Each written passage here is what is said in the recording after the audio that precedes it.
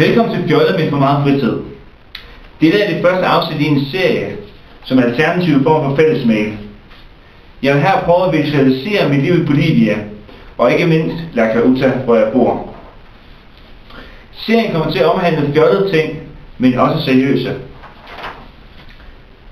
Dagens afsnit handler om det idylliske højland, som omgiver os her i La Cauta, men også de toiletforhold, som er her. Vi stiller nu om til en reportage. Her i La Cauta er der flere forskellige måder at gå på toilet på. Jeg er nødt til at have med ud på begge to.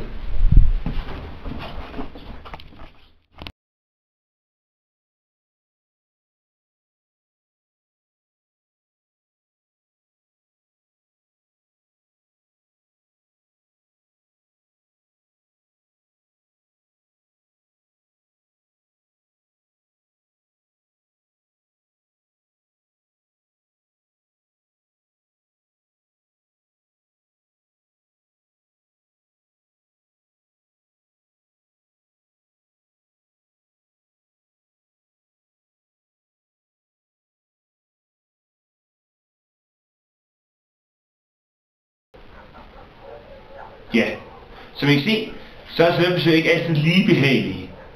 De kan afhænge af mange ting. Ens dovenskab. Hvor meget de presser. Er det mørkt udenfor? Gider man gå hele vejen ned? Der er mange spørgsmål, der kan stilles. Men nok om det i dag.